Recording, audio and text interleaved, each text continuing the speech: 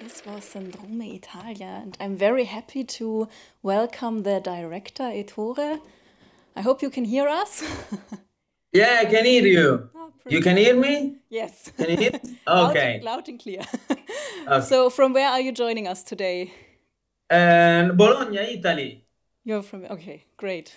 Yeah. So, I will start off with a few questions I have prepared, and then I will open up the discussion to the audience. I'm pretty sure there are a few questions. So, first of all, thank you for this wonderful film. I have to admit, I haven't heard about the Syndrome Italia before I watched the film, so it's a very important topic, and I would like to know, how did you become aware of it, and what was your motivation to make this film? Okay. So first of all, thanks everybody for being here at the cinema for my film. I was in Munich last week for two screenings, and it was an amazing experience. I enjoyed the city, the festival. So thanks for everything, first of all. And about the film, so I learned about it in 2019 because an Italian journal called Corriere della Sera made a reportage, journalistic reportage, talking about Syndrome Italia. Particularly, they went to the hospital in Yash that you see in the film, and they talk about Syndrome Italia, caregivers, and start to uh, wrote this article, and I read it, and I was really interested in this topic because before then study cinema, I had a degree in psychology. So generally, I'm very interested in this kind of topic, and also about caregivers because I was used to see a lot of them in the cities, in the town where I lived, and all the time I start to guess what their lives, how they live.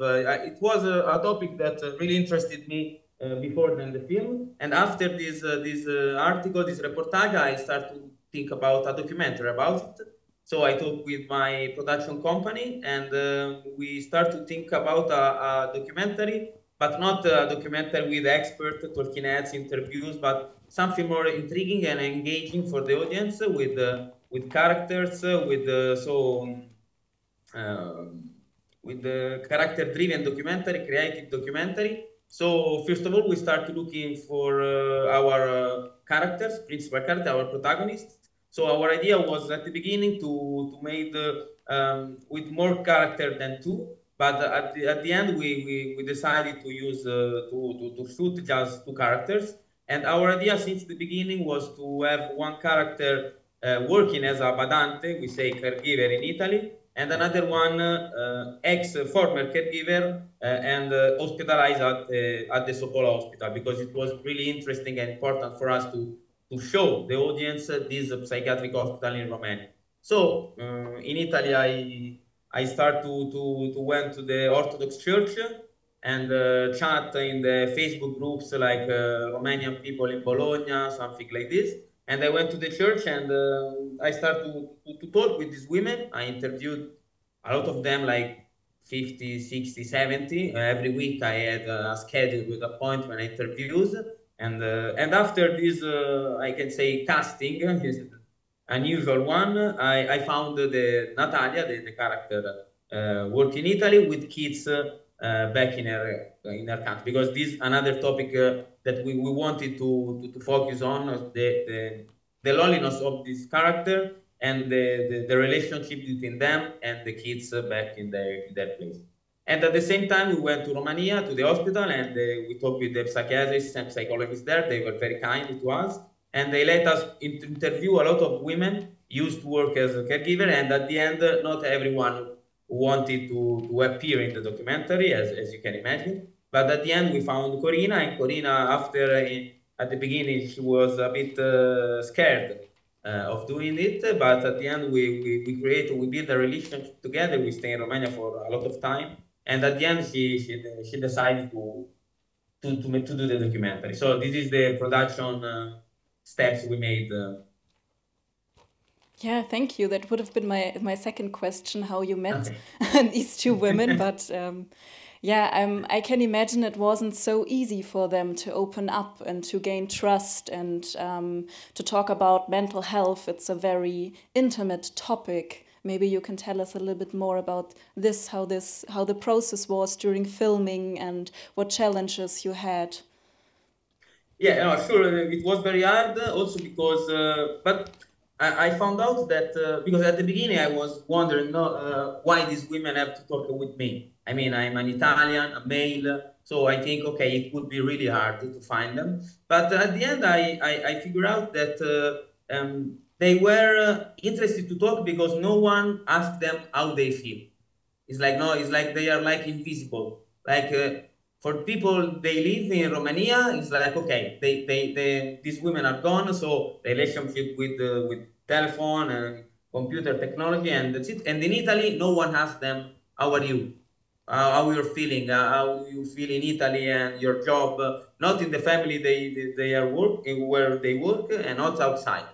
So they were really interested to talk about it because I was not the only one, but one of the fewest that asked them, "How are you? How do you feel?" No, so it was a surprise for me to do this. And about the documentary, the really tough part was to filming this kind of loneliness also because it's not very easy, no, to film to make a film about people who are a lot of time lonely without anyone, without any kind of interaction except for telephone, no. So it was a big challenge for us to do this and also to create the relationship with the character. Of course, it wasn't so easy, particularly for Corina, the Romanian one, because she doesn't live in Italy, so we had less time to spend with her than Natalia, because Natalia lives in the same city where I live, so we used to see every week. I mean, but with Corina it was a bit harder because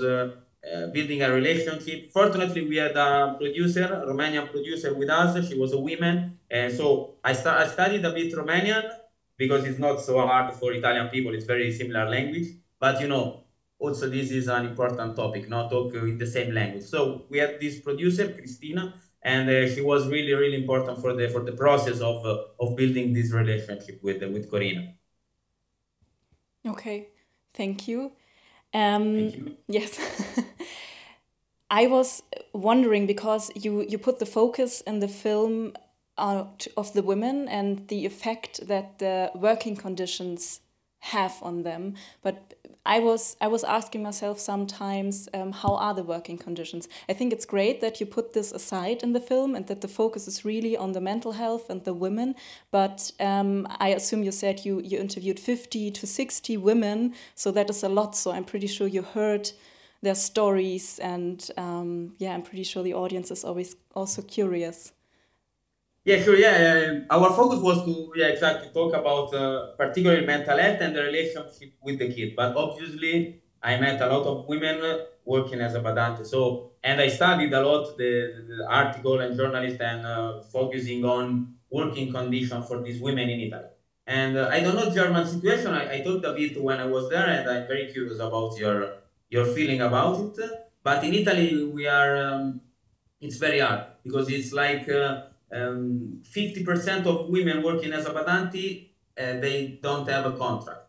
So they work without contract. So this is very, very tough for them because, you don't have contract. So you have to work. In the film, you can see this, no? They say, but during night, how do you work or not? But this is really awkward if you think about it, no? Because you have a contract, but you live in the house, in the same house with the old guy.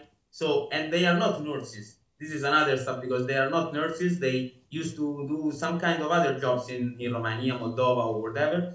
Like they work in a factory or sales agent on that's it. And they arrive to Italy in a stranger's house, a lot of time 90 years old, 85, 90 years old. Unfortunately, with a kind of disease like dementia or Alzheimer's, so also neurological, not so about memories, and so very, very hard for them. And I heard any kind of dramatic story, honestly, like women without contract. So after they were just okay, go away, and I won't pay your last month. You don't have a contract and you say anything, no? Or people used to live in a sofa in the living room and they have to put it back, so they don't have, a place to rest during the day. or during COVID, people close in the house with the women, with the old people for, I mean, 1 week.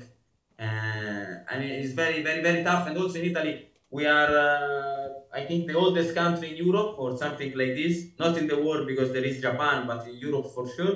So I mean, it's very complicated and tough topic, and we need to talk about it because it's a social and political issue because it's not like it's not only about Badanti, but it's also about us, about European people with these parents, these grandparents. How we wanna, I mean, try to work it out like this with these I mean, modern slaves, no, because they came from another country and they are just no, you know, live in the house with old men, old people, and no relationship with anyone, paid not very much, no contract. So I mean, it's very tough, and I think we have to start to talk about it. Yes, for sure. I mean, we also have the same, I don't want to say problem, but we do in Germany. So yeah, I think we can relate.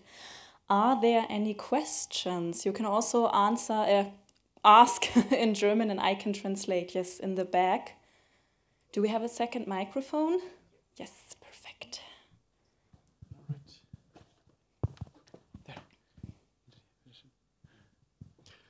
Yeah, I had the question about the situation of the Badanti in Bologna, which you should know very well. And it was, we see Natalia talking to another Romanian woman, and they met in a coffee shop, some kind of that. And there is the Romanian Orthodox Church there.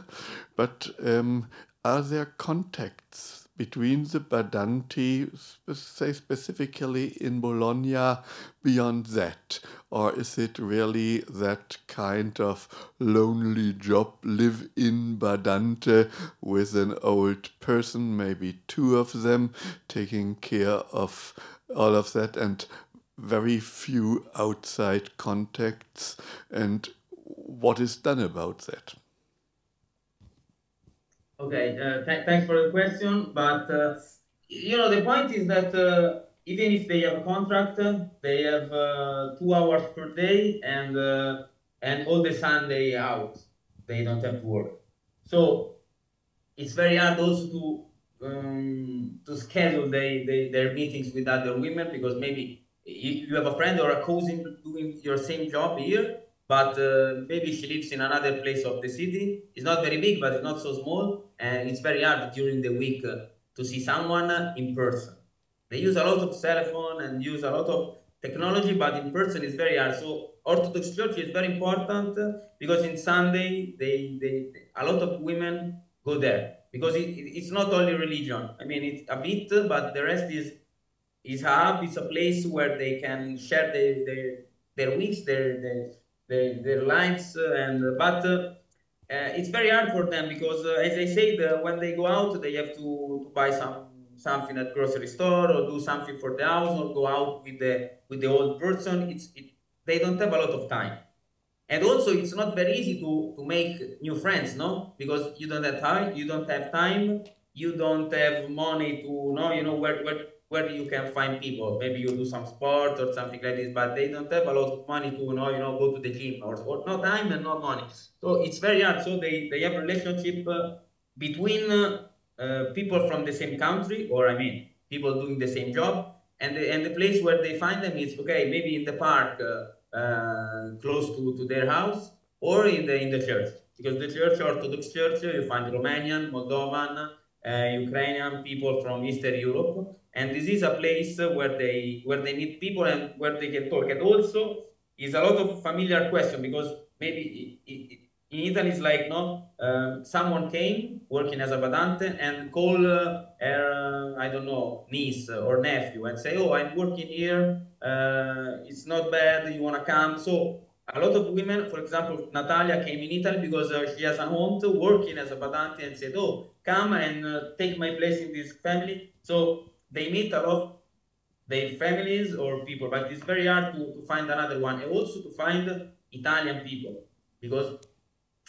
they don't go usually to the place where you can meet someone and talking with someone. So it's very lonely lives, and it's very hard for them. As I say, what I saw here, it's very difficult for them, and very difficult to know people not working like them, not people doing something completely different. It's very difficult.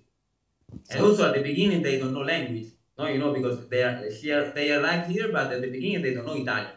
So they need 6 months, 1 year for learning Italian, also to communicate with someone not from the same country of them. So it is very hard for them to integrate themselves and to socialize, and yeah, okay. Somebody Are there doing any other- something? Sorry, somebody doing something about this? Romanian consulate or people from the church? But Romanian consulate is very. I mean, it's not like. But this is my experience and my impression. It's not like they wanna talk about it. No, it's like I don't know. There is kind of stigma, but it's also for. I mean, I think for every country. It's not about Romania, but when someone leaves your country, it's like okay, this is it, and we don't want to. Also, a lot of Italian people work abroad, but we don't talk about it. No, it's not very. It's not very easy for politics and for institutions to say, okay, they are Italian or Romanian in this case, working abroad, take care of them. It's not. Honestly, I didn't see a lot of initiative situation by the consulate or something like this. The church do something. I mean, like a lot of religion stuff. No, it's like okay, we can meet here and we do because we have Easter and Christmas, and they have after the mass every Sunday they do this big lunch, food, wine, and so it's like no, as I said, it's a hub, but it's not like outside the church. You cannot find a lot of initiative and a lot of different situation by this. It's like everyone is left alone. This is my impression. I don't know, but when I talk with them and what I saw is like this. So no one really feels responsible for these women. Yeah. Are there any other questions?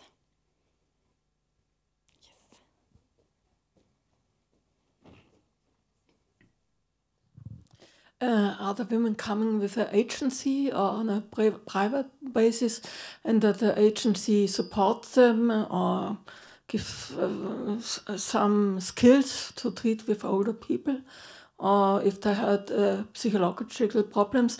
And you didn't say very much what is in the hospital. Are they just given medicaments, or is there some after treatments? I wondered if the film is about the psychological problems of the women, and there was not very much how they treat with them. Okay, so yeah, about the hospital, yeah, the point is that this is a psychiatric hospital. So the point is that they have psychiatrists and psychologists, but the psychiatrists they give drugs. I mean, you can also go to the psychotherapist, but because at the beginning when they came there, they are in a really I would say Akuta is a really, really tough moment of their psychological disease. So they just stay in the hospital for 2 weeks, and after this, they take drugs, antidepressive drugs, and but these women, there is a lot of stigma about psychotherapy for Eastern Europe people, also for Italian people, but. As I saw in Eastern Europe, it's very hard to talk about mental health. It's very, very also for women is even worse because you say like because they live this as a failure, because they leave their family for them, for giving them a future, their kids, but they live this with a lot of guilt. And when they came back with a mental issue, they're not used to talk about it. So they leave this as a failure. No, like okay, I did it, but I didn't do it very well. So it's not very easy for them. Also because in their families, it's not so easy to talk about, oh, I'm depressed. But, you know, there is not a lot of talking about it. And this kind of stigma. A lot of women said, okay, my family said, oh, it wasn't true. It was just me saying something, but it wasn't real. No, it's common. So the hospital, okay, it's a psychiatric hospital. So you go there when you are really, really bad about your condition. But after this, they say, okay, continue to take drugs. Came here one per month, but if you don't go to a psychotherapist, it's not mandatory, no. So that's the point. Also in Italy, because the point is that this syndrome Italia is getting worse because people don't go to the psychotherapist at the early stage of the disease. But just it happened because they don't have money, of course, and also because they have this kind of guilt, no? Because they say, "Oh, I'm in Italy, I'm working, and I'm feeling bad," and they feel bad of feeling bad, no? You know what I mean? It's not, I don't know. Okay, so it's very hard for them to talk about it and to work on this. So they feel ashamed about it, and they Yeah, are exactly. also left alone with their problems, with their mental health. Yeah, that is really sad. Yeah. Exactly. But yeah, it was the second part of your question. Maybe there was something else in your question before. Yeah, the other part of the question was if the agencies the women are sent by, if they are doing something about it, or if they support them. It depends, because as I said, not everyone came from an agency. A lot of them is like they talk with them, you know, like, okay, I'm working here. My aunt called me, I was in Romania, and say, okay, come and take my place for 2 months, and then they stay, go to another family. One family talk to other family. Oh, I have this man, I need this Anita Badante. Do you know someone? Oh, yes, I know, I don't know, Basilica, call her, that's number. A lot of time is like this. Not every time, but a lot of time is like this. So every woman I met find their job like this. So they are encouraged by their families and by their friends to come to Italy and to work, even though that the working conditions are not really good. Yeah, but you know, if they say, okay, you work a bit, you work just for 2 months, but after this they need to stay, no? And they say, okay, they continue. And also the Italian families find Badanti like this, no, you know, like with Facebook groups and something like this. Not like, not everyone, but as I said, 50-50. Yeah, okay. Are there more questions? There are no nurses, there are only housewives. So the question was if there are nurses in Italy, if I understand correctly, or... I think there are only housewives and nothing else. They didn't, I believe that they didn't know what to have to do there, only looking for the people. They know that before. They have to cook and to do the all the household on all the things. So the question is, what is the job description? The job, yeah. Yes. Before, I mean, in their country. No, I mean, for example, no. Natalia used to work in a factory. Just in a factory, not. Yes, exactly. Like they do candies, yeah, something like this. And that is not enough. Not at all. Like no experience in taking care of elderly people and disease and giving pill to someone. It's not like, I mean, it's so hard. Not the one I met. It's like, okay, I have another job, but in Italy they need it, and I'm going there. And this is a problem also for us. I mean, for Italian people, like, okay, we need, you know, experienced people with this. Yeah, that's what I mean.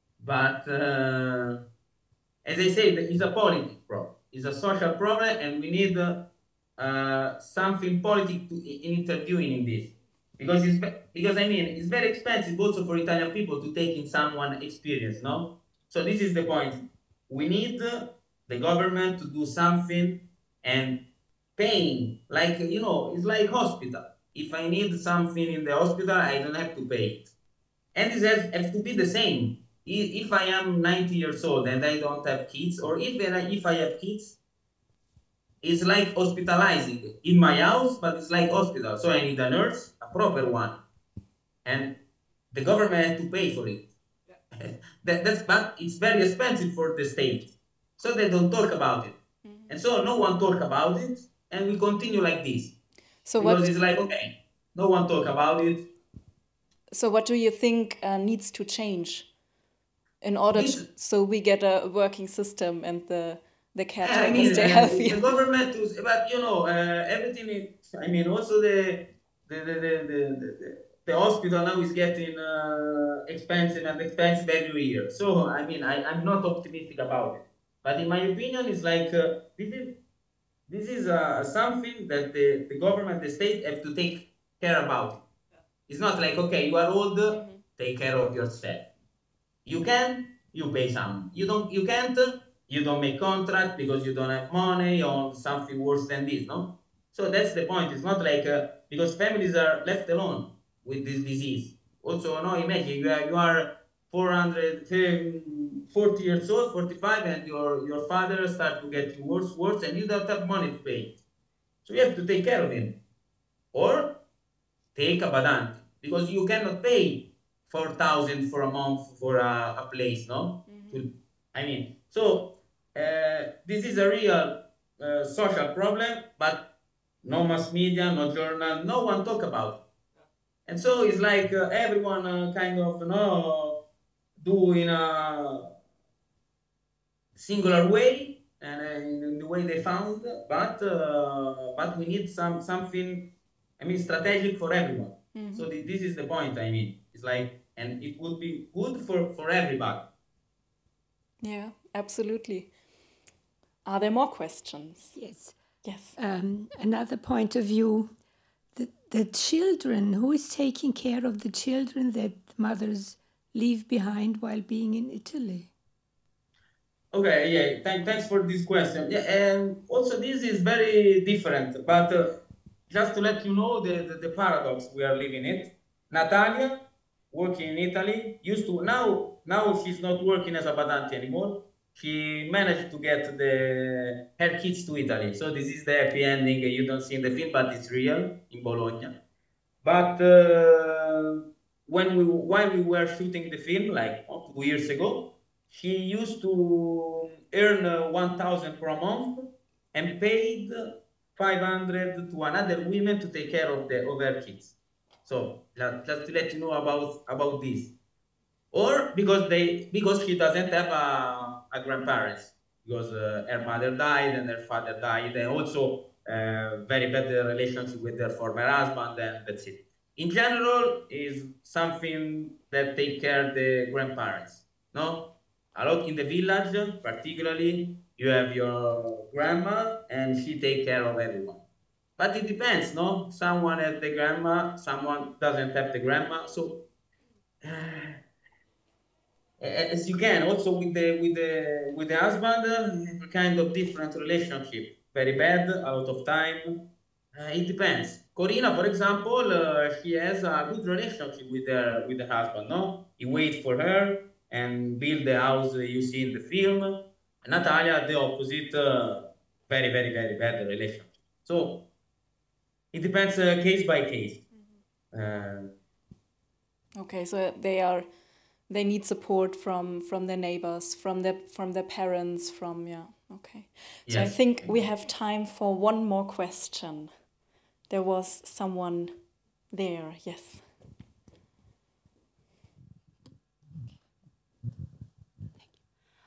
First of all, thank you very much for the film. I think it was a really interesting topic, especially because I'm half Romanian, and I already heard from families who had the same situation, and I was wondering if you had already the opportunity to show this film in Romania and how the people there reacted.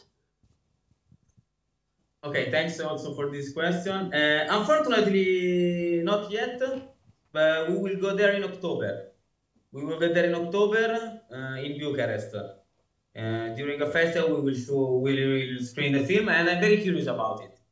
Because honestly, also I was curious about because this is the first screening outside of Italy, and I was very curious about this reaction outside of Italy, no? So I was very happy about it, and also in Romania we have to go in October, and I'm very curious. We of course we screen the film with the characters you see in the film, and also with a lot of association in Italy, like Romanian women in Italy, and a lot of Romanian people in Italy. We show them. And everyone likes it a lot, but they are activists. No, so it's a bit different, no, because they are activists working for condition of Romanian women in Italy. So of course they were moved about the film. They didn't like the Russian song I put in the film. They blame me for this, but it was a bit debate about it. But no, so I'm very curious about the Romanian audience can react to the film. Honestly, I am very curious, but it will happen in October. So we have to wait a bit. Yeah, I hope the reactions will be good. I hope they like the film. And thank you very much for joining us today online again. It was... Thank you very much. Thank you very much. Yeah.